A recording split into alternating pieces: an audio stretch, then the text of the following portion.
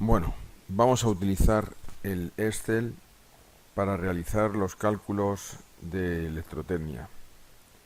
Es la manera más práctica de poder hacer ejercicios sin necesidad de utilizar el papel y así tener unas hojas de Excel preparadas, hechas, para en un futuro poder utilizarlas.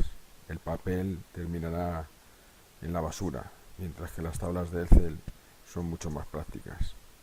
Bueno, entonces vamos a aplicar el Excel, en este caso, al cálculo de condensadores.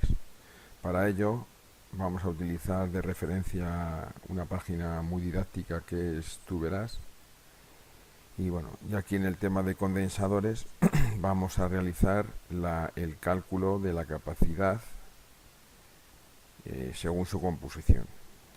Vamos a abrir la pestaña y bueno, y vamos a hacer un cálculo de un condensador utilizando la fórmula que tenéis en la pantalla. De esta fórmula, o la capacidad de un condensador, va a depender de las características del dieléctrico y por tanto no solamente va a depender del material del dieléctrico, sino de la superficie y de la distancia entre placas. Es decir, que el condensador será o tendrá mayor capacidad cuanto mayor sea la superficie de las placas y, lógicamente, cuanto menor sea la distancia entre las placas. Bueno, pues una vez que tenemos esta fórmula, la vamos a aplicar en el Excel. Para ello vamos a utilizar dos operaciones muy importantes en aspectos técnicos en el Excel, que son la validación de datos y la función buscar v.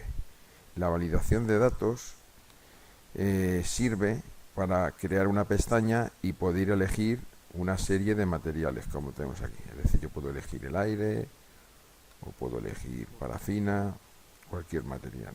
¿Cómo realizo la validación de datos? Bien, pues tengo dos opciones. O me voy a datos, o siempre la más sencilla es pulsamos sobre la celda que vamos a aplicar la validación de datos, pulsamos en el ratón o el botón de la derecha y en el desplegable aparecerá la opción validación de datos. Me aparecerá lo que aparece, estas diferentes opciones que aparecen aquí. Yo voy a elegir lista a partir de un intervalo, ¿vale? Y bueno, pues aquí, como podéis apreciar, es donde yo voy a elegir el intervalo.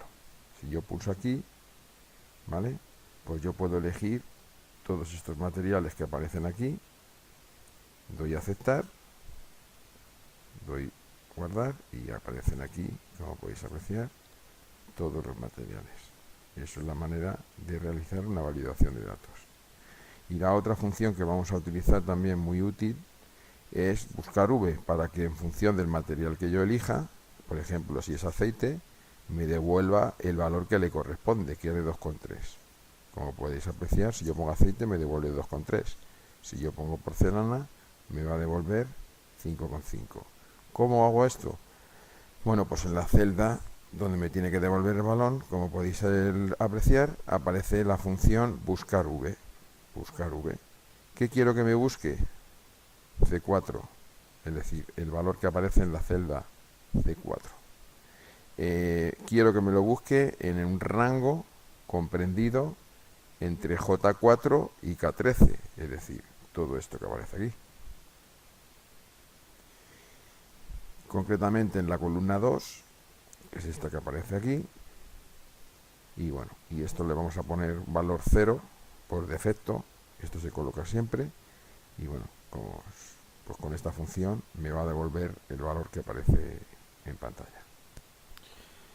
La función buscar v se introduce en la hoja de cálculo de Google de la siguiente forma. En cualquiera de las celdas, a modo de demostración, vamos a coger esta celda. Acordaros que siempre hay que poner igual. Y bueno, y vamos a ir introduciendo los valores.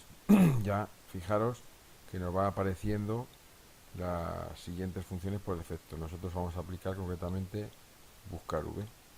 y ya aparece ahí, como podéis apreciar, cómo, qué valores son los que tienen que introducir. Tal como he explicado antes, el valor de búsqueda sería la celda C4, el intervalo sería desde J4 hasta K12, toda esta matriz o todo este intervalo, donde pone índice es la columna donde quiero que me devuelva el valor, es decir, aquí hay dos columnas, la columna 1 y la columna 2, es decir, quiero que me devuelva el valor de la columna 2, de tal manera que si yo coloco o indico aquí poliéster, me devuelva de la columna 2 el valor que corresponde o que coincide con el poliéster, que es 3.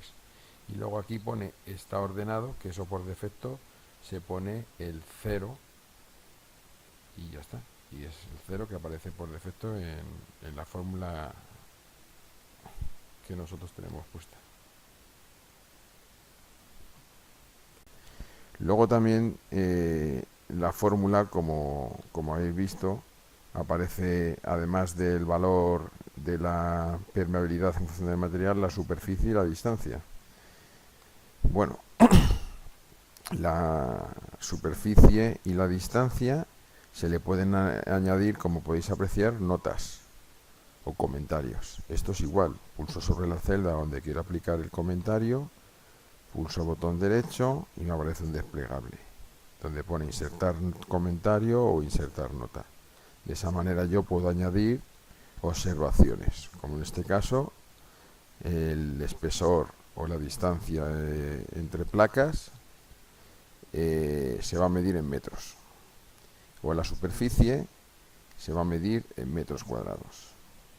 Entonces, en amarillo es muy importante indicar siempre en el Excel los valores que yo tengo que introducir para que yo, cuando tenga que utilizar la tabla, sepa realmente cuáles son los valores que tengo que introducir. Aquí está claro, como están en amarillo, son el material, la superficie en metros cuadrados y bueno, y aquí la distancia.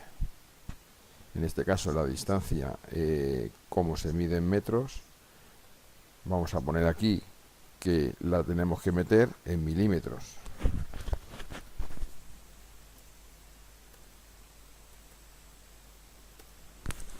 Y como podéis comprobar, en esta celda lo divido entre 1000 para que ya me lo pase a metros.